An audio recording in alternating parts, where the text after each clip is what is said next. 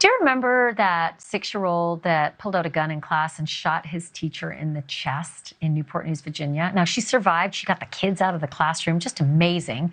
And she sued the school for, $40 million, saying there were lots of warnings that day about that kid having a gun, 6 years old. How do the kids still have a gun after 4 different times of warnings? Well, now the police have decided to charge the 6-year-old's mom. And I know a lot of you probably were saying all along, charge the parents, for heaven's sake. If a 6-year-old gets his hands on a gun, for heaven's sake, it's the parents' fault. Bar none.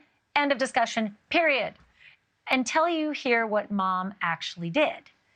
So mom actually had the gun stored on the very highest shelf in her closet, had a trigger lock that she had employed on that gun, said that her son has an acute disability. He was under a care plan at school that required parents actually to be there every day. Parents had to be at school with their kids. Imagine that, right? Special need on this kid was so severe that parents had to be there. This was the first week they didn't do that. I suppose they were trying to, have the school take over for the special needs accommodations, right? They did not want that child in a special ed classroom, but it's still up to the school district to make sure the kid can access the curriculum, and somehow the kid did that. So this is what Deja Taylor, the mom of the kid, is facing. 1 count of felony child neglect and 1 misdemeanor count of recklessly leaving a loaded firearm so as to endanger a child. And for that, she could face, just on the felony, 2 to 10 years in prison. I want to bring in Joshua Ritter. He's a criminal defense attorney and a former Los Angeles County prosecutor. Joshua, I want to get the prosecutor in you here to tell me how tough this is to charge a mother who, it's not like she was buying the kid the gun and taking him to the range at age 6. She actually took a bunch of steps to prevent the 6-year-old from getting the gun and had a trigger lock on it. So why do you suppose this felony charge? Yeah, it's a really difficult decision for the prosecutors to have made. And I think what they're battling with is kind of the frustration that a lot of prosecutors have for the gun violence that we see happening throughout this country. We have an epidemic of young people, minors, children who are committing acts of violence. And I think they're trying to figure out how to stop it in any way that they can. And maybe that's holding parents responsible. But like you pointed out, children, though we don't hold them responsible for all their actions, are independent actors. They make their own decisions. They take their own actions on things. Sometimes despite the best efforts of the parents, they do it anyways. And then if the mother is to be believed in this case, it sounds like she took the steps necessary to kind of protect against something like this.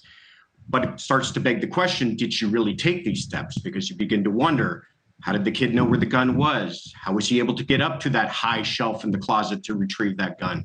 How was he able to unlock it? A trigger lock has either a key or a combination. How was he able to take all of these steps? That's really going to become the pivotal point in this whole case. Okay, then there's the whole notion that there were 4 different warnings that this kid had brought a gun to school. Kids were crying, saying he was threatening them. Somebody saw it, and nobody did anything. So it looks like the prosecutors in this jurisdiction have convened a special grand jury to look at the potential for charging people at the school. What do you think the potential exposure is for them? Again, that's a difficult question. Civilly, I think it's much more clearly understood. And that's why she brought that lawsuit, because you can understand they have a duty of care to her. They have a duty to protect everybody in that school. If they're getting warnings about this child, he has a previous history of violence.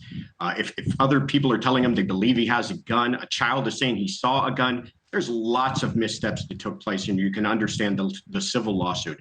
But convening the grand jury is looking for possible criminal liability here. And you begin to wonder, where does that end? If they're going to extend criminal liability beyond the child to the parent, now they're going to extend it to the teachers and the administrators.